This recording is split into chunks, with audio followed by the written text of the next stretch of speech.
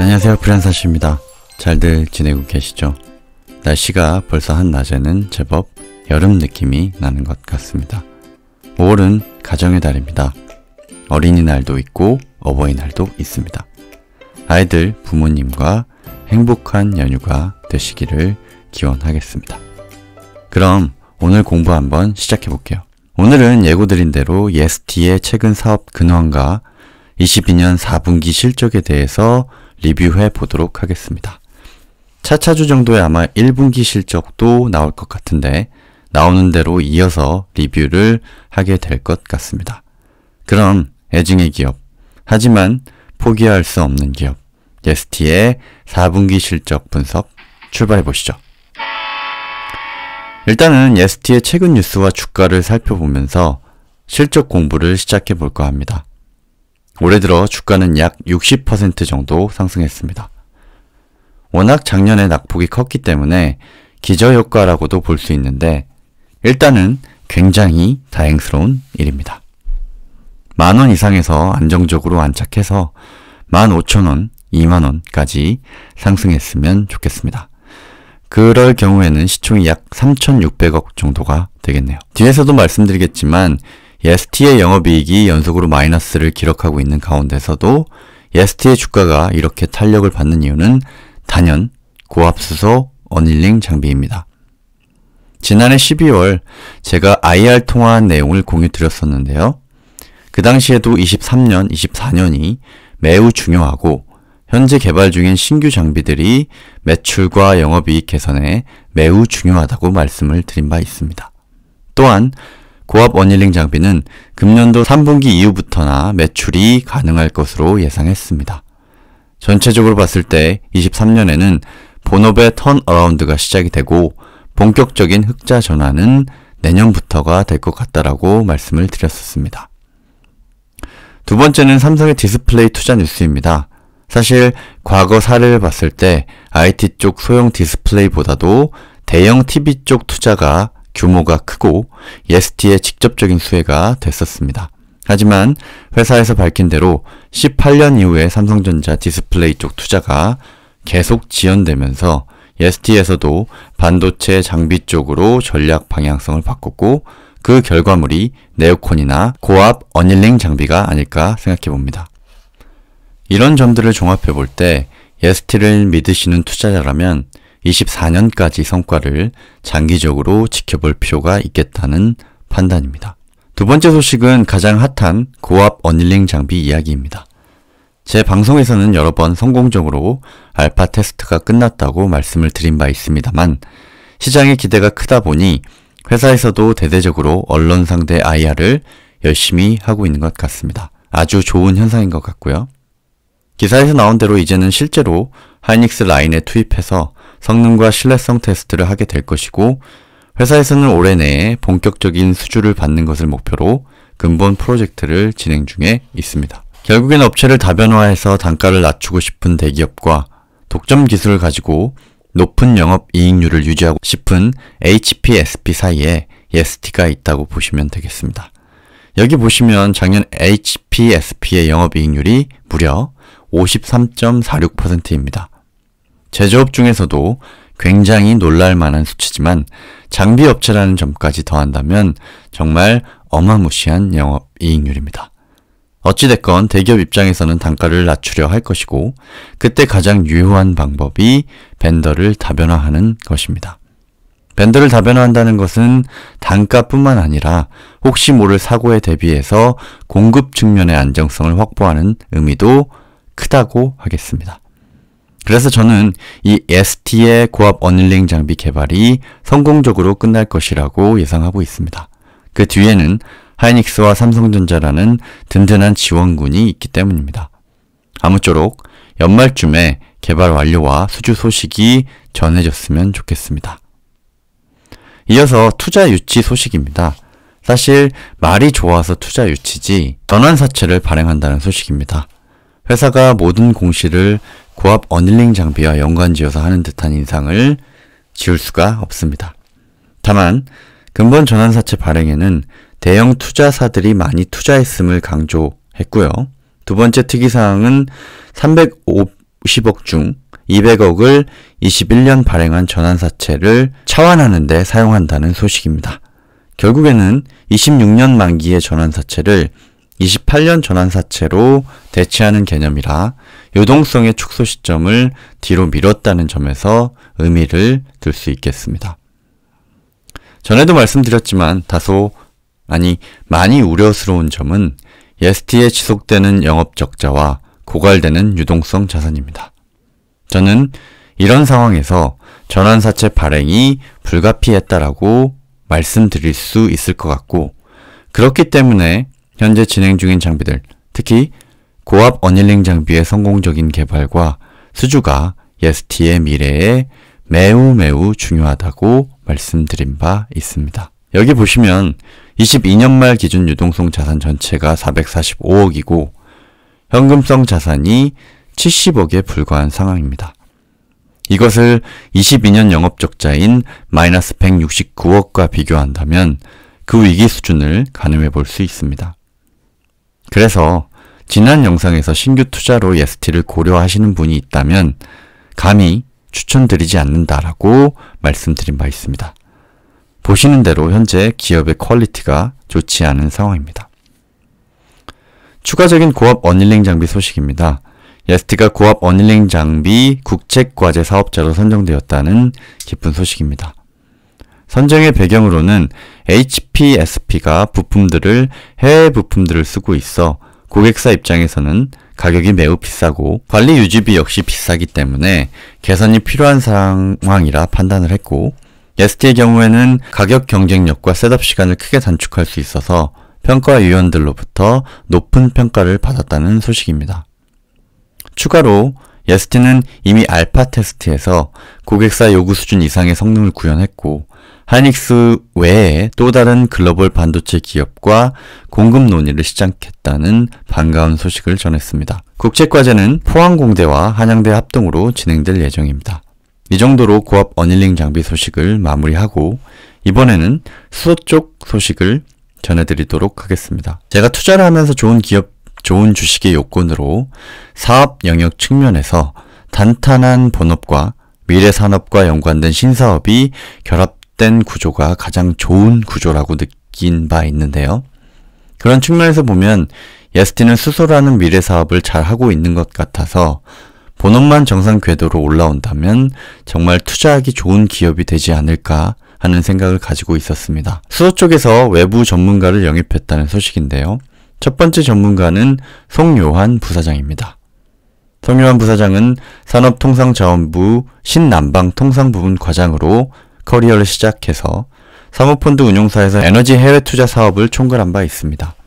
이번에 ST에 합류하면서 수소사업 전반에 대해서 독일의 이넵트사와 협력해서 사업을 진두지휘할 것으로 예상됩니다. 두 번째 전문가는 김원태 상무입니다. 역시 산업통상자원부 출신으로 전력계통 운영 관리자로서 20년 경력을 가지고 있으며 태양광 EPC 등 에너지 관련 연구개발 업무를 담당한 바 있습니다. 지금까지 수소 관련된 소식들을 정리해봤고요. 마지막으로 네이버 ST 게시판에 올라온 특허 관련 뉴스입니다. 정일환 분이 EUV 마스클리스 플라즈마 시각장비 특허 관련된 이야기를 언급해 주셨고, 한국특허전략개발원의 본 내용 관련된 게시물 링크를 올려주셨습니다. 실제로 링크를 확인해 보니 한국특허전략개발원의 도움으로 일본 업체들의 특허를 피해 독자적인 기술을 개발했다는 내용의 게시물이 올라와 있습니다. 이 부분은 IR 통화를 통해서 추가적으로 확인을 해보도록 하겠습니다. 지금까지 ST 최근 소식들을 한번 정리를 해봤고요. 지금부터는 본격적으로 ST의 지난 4분기 실적을 살펴보도록 하겠습니다. 출발해볼까요? 전체적으로 4분기 실적 오버뷰를 해보자면 매출 호조 그리고 더 커진 적자폭 정도로 요약해 볼 수 있을 것 같습니다. 여기 보시면 매출은 크게 성장했으나 영업이익은 적자가 지속되는 모습을 확인할 수 있으며, 분기별로 조금 더 자세히 살펴보면 작년 동기 마이너스 53억에 비해서 크게 적자폭이 증가했으며 전분기 23억 대비해서도 더 크게 적자폭이 증가했습니다. 매분기 투자자를 놀라게 하는 실적인 것 같아서 매우 안타깝습니다. 지난번 3분기 실적 리뷰에서도 언급드린 바 있습니다만 다시 한번 관리 종목과 상패에 관련된 기준을 말씀드리면 관리 종목은 4년 이상 영업손실이 날 경우 상장 폐지는 5년 이상 손실이 날 경우가 이에 해당된다고 하겠습니다. 다행히 ST는 20년에 5억 원이라는 영업이익을 낸 바 있어 24년까지 흑자 전환을 할 경우 큰 리스크는 없는 상황입니다. 다행이라고 해야 될까요? 머리를 극적이게 만드는 부분인 것 같습니다. 그렇다면 매출과 영업이익의 변화에 대해서 하나하나씩 따져보도록 하겠습니다. 앞서 말씀드린 대로 매출이 크게 증가했는데 어디서 늘어난 건지 한번 살펴보도록 하겠습니다. 지역적으로 살펴본다면 국내 쪽에서 매출 성장이 두드러졌습니다. 3분기 대비 약 2배 정도 증가했고 전분기 대비 증가분이 거의 다 국내 쪽에서 달성됐다고 보시면 되겠습니다. 과거의 실적을 보더라도 매년 4분기마다 국내 실적이 피크를 이루고 있는 계절성을 볼 수 있고요. 구체적으로 국내에서 계절성을 가진 이유와 늘어난 증분에 대한 상세 내용을 IR 통화를 통해서 확인해 보도록 하고요. 사업부별 매출 변화를 살펴보면 전 사업부에서 공이 성장을 했습니다. 특히나 디스플레이 쪽과 기타 쪽의 증가폭이 컸습니다. 디스플레이 쪽은 아마도 삼성 쪽의 증설과 연관이 있을 것으로 보이고요. 기타는 자회사들의 매출 증가에 따른 기여라고 추측이 됩니다. 이 부분 역시 IR 통화를 통해서 자세히 한번 살펴보도록 하겠습니다. 다음은 영업이익 부분입니다. 영업이익 적자폭이 크게 커졌습니다. 원인 분석을 위해서는 매출 원가와 판매관리비 확인이 필요합니다. 판매관리비 변화를 먼저 살펴보면 보시는 바와 같이 다소 증가하기는 했습니다만 매출 대비 비중은 감소해서 오히려 비용 관리를 잘했다는 것을 알 수 있습니다. 그렇다면 매출 원가를 한번 살펴보도록 하겠습니다. 제가 3분기 실적 분석 때도 ST의 원가율이 동종사 대비 매우 높다는 점을 지적드린 바가 있는데요. 이는 저부가 가치 제품 위주의 포트폴리오가 가지는 결국은 회사의 퀄리티라는 말씀을 드린 바 있습니다. 4분기는 3분기 대비 더 증가한 106%의 원가율을 기록했습니다. 판매관리비라는 비용들을 더하지 않아도 이미 제조 관련된 원가만으로 적자가 난 상황입니다. 이는 실제 가격 대비 저가로 제품을 판매했다는 의미가 되겠습니다. 사실 어떻게 이런 결과가 나올 수 있는지 좀 이해가 안 되는 부분인데요. 사업상의 저가 판매도 영향이 있겠고 앞서 말씀드린 것처럼 저회사들이 영업 손실 역시 큰 영향을 끼쳤을 것으로 판단됩니다. 이 부분 역시 IR 통화를 통해서 자세히 한번 살펴보도록 하고요. 외적으로 보면 메인 1차사들의 실적 부진도 ST에게는 악재로 작용한 것으로 추측됩니다. 1차사가 기침을 하면 벤더사들은 감기에 걸리는 것이 한국의 산업 구조 중 하나죠. 실제로 삼성전자의 실적을 살펴보면 지난해 3분기부터 급격하게 영업이익이 꺾이기 시작했고 실제로 1분기에는 1조 이하의 영업이익을 기록했으며 전년 동기 대비 약 96%가 감소하는 최악의 성적표를 받은 바 있습니다.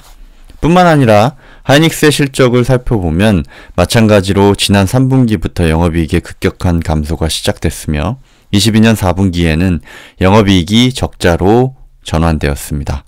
올해 1분기에는 적자가 유지되면서 그 적자폭이 더 확대되었습니다. 1차사들이 부진한 실적을 거둔 상황에서는 더욱더 비용 통제를 엄격하게 할 수밖에 없고 이는 장비, 원재료 구매 시에 철저하게 원가 절감을 하게 되는 동인을 제공하게 됩니다. 반도체 경기 침체와 원자재 가격 상승에 따른 1차사들의 힘든 상황은 분명히 2차사들에게도 더 힘든 시절을 의미하는 것일 것입니다. 이때쯤 다시 생각나는 것이 HPSP의 영업이익률입니다. 1차사들이 적자 위기를 겪고 있는 가운데 독점 기술을 가진 HPSP의 영업이익률은 무려 53%입니다. 고압 어닐링 장비는 ST에게 너무나도 중요한 프로젝트지만 비단 ST뿐만 아니라 하이닉스에게도 이 상황에서는 매우 중요한 성공시켜야 될 프로젝트로 인식되고 있을 것입니다. 그래서 저는 ST의 고압 어닐링 장비 성공 가능성을 정황적으로도 높게 평가를 하고 있고요. 하지만 계속 모니터링을 하면서 진행 현황을 면밀히 살펴보고 공유드릴 예정입니다. 그러면 계속해서 나머지 숫자들을 살펴보도록 하겠습니다. 부채 비율은 111%에서 113%로 크게 증가하였습니다. 다만 영업현금 흐름과 투자 재무 흐름은 양호한 회복세를 보이고 있습니다.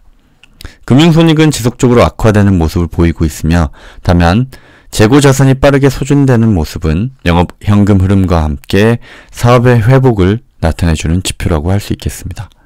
다만 직원수 역시 지속적으로 줄어들고 있어 블라인드나 기타 HR 관련된 사이트를 살펴보면 자발적인 퇴사와 회사 내부의 긴축이 동시에 이루어지고 있음을 추측해 볼 수 있었습니다. 이렇게 오늘은 예스티의 4분기 실적에 대해서 살펴봤습니다. 조만간 1분기 실적 역시 살펴볼 예정인데요. 부디 아무쪼록 개선된 퀄리티의 실적 발표이기를 기원합니다. 금일 공부한 내용을 바탕으로 질문 리스트를 만들어 IR 통화를 진행하도록 하겠습니다. 첫 번째로 가장 중요한 고압수 언닝 장비의 진행 현황과 계획에 대해서 체크를 해볼 예정이고요. 처음에 말씀드렸던 EUV 시각 장비에 대해서 그리고 세 번째로는 국내와 기타 매출의 상세 내용을 문의해 볼 예정입니다. 네 번째는 높아진 원가율의 실체에 대해서 문의해 보도록 하고요. 마지막으로 중요한 신사업인 수소사업의 진행 현황을 체크해 보도록 하겠습니다. 공부를 해보고 나니 투자자로서 마음이 더 무거워졌던 공부였던 것 같습니다. 전력 반도체 때문에 투자를 했고 애증의 관계를 유지하고 있지만 퀄리티가 많이 아쉬운 기업인 것 같습니다. 다만 현재 진행 중인 고압 어닝 장비가 순항 중이고 그 실현 가능성이 기업의 언론 보도 정황적으로나 매우 높은 상황임을 고려할 때 향후 본업의 턴어라운드를 기대해 볼 수도 있을 것 같습니다. 본업이 제대로 올라와 준 상태에서 수소사업까지 착착 진행된다면 정말 좋은 기업으로 거듭날 수 있을 것 같은데 그날이 빨리 왔으면 좋겠고요. 오늘 공부 내용은 여기까지입니다. 아무쪼록 예스티에 투자하고 있는 분이나 투자하려고 마음을 먹었던 분들에게 도움이 되는 공부였으면 좋겠습니다. 다음 시간은 제가 좋아하는 기업 고용의 지난해 4분기와 1분기 실적에 대해서 공부해 보도록 하겠습니다. 1분기 잠정 실적이 발표됐습니다만 좋지 않은 성적표를 받아들였고요. 그로 인해 주가 역시 많이 빠지고 있는 상황인데 자세한 내용을 한번 살펴보도록 하겠습니다. 오늘 제가 준비한 내용은 여기까지입니다. 다음 시간에도 더욱 유익한 내용을 가지고 찾아뵙도록 하겠습니다. 감사합니다.